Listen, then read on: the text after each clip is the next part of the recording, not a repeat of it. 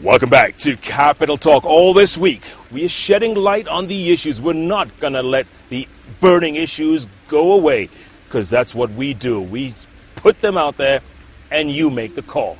And we're kicking off this week with none other than the woman who's tried to light up the city with a program called Adopt a Light. That's right, we're shedding light on this issue.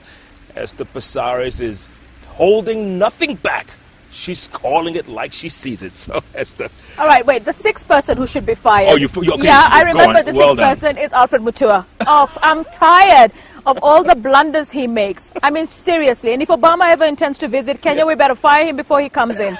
I mean, seriously, the guy just, doctor, but really, he's got to stop making all of us look like idiots on taxpayers' account. Unbelievable. He rushes off and says whatever he has to say so quickly without thinking. This part about rapporteur, about Philip Alston, he comes in like 30 seconds after Alston had his press conference, he had that reaction. Let me tell you, Alston hit the nail.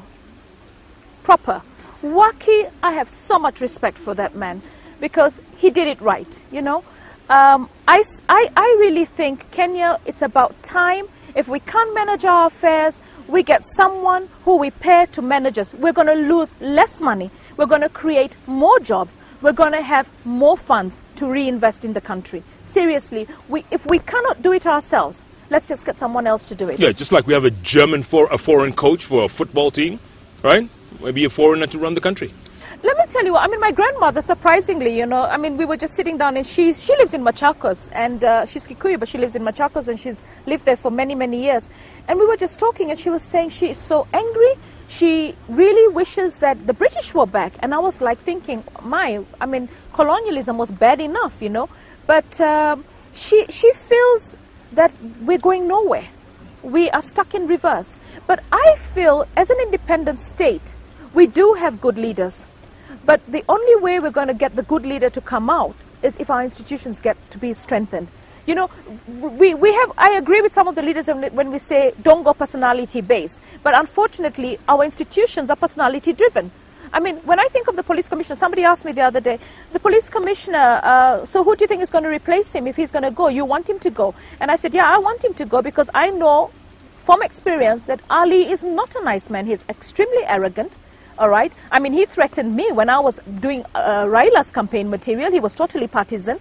All right. And somebody like that, really, if you can't serve Kenyans openly, right, and without any bias, then you cannot be a leader of an institution. Nothing wrong with a little arrogance, though, Esther. No, no. Let me say something. The arrogance is okay if you want to be arrogant, but do your job. You can't be arrogant at doing your job.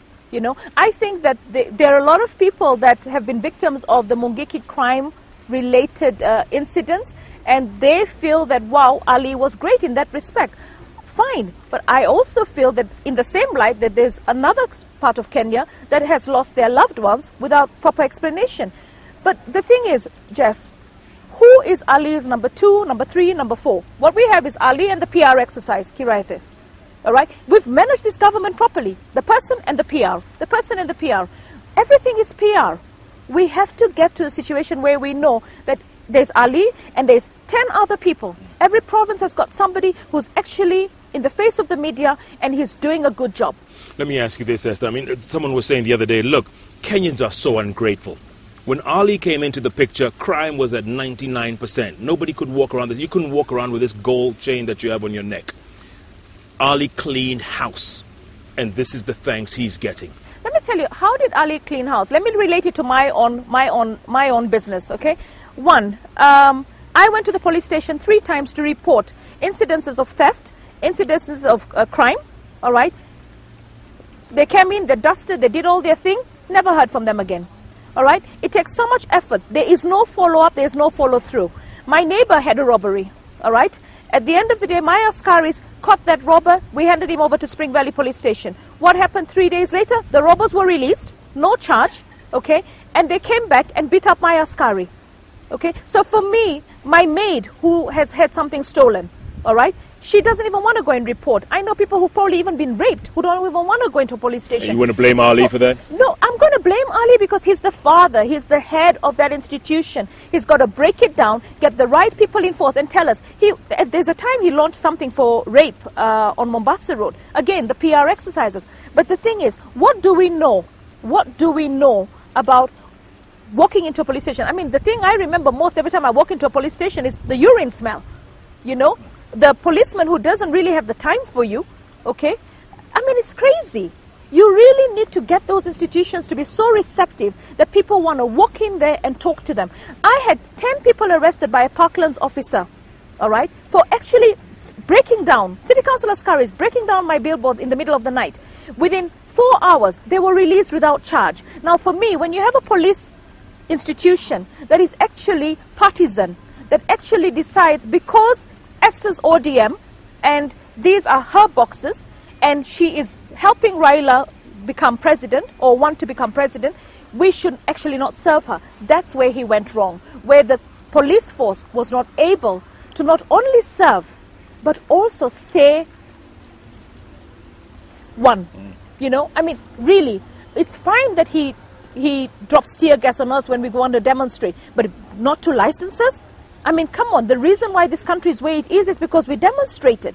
We were allowed to demonstrate. Yeah, and then what have you got to show for it a year later, Esther? Well, we don't. Let me tell you something. We have a coalition government. Coalitions are not easy, for sure. But let me tell you, Jeff, right now, for me, I mean, as I've taken time to reflect, I've taken a year out, the issues that we need to deal with as Kenyans, corruption, poverty, leadership, all right? And ourselves as Kenyans, we also are to blame, all right? We've got the wrong attitude. We've all become people that opportunists. We just want to make money. We just want to eat. It's become like a norm. It's a culture thing now, you know? So we have to find a way to change it top down, sideways, institutions, bottom up. Do we want a Kenya 5 years from today that we are proud of? Do you think we're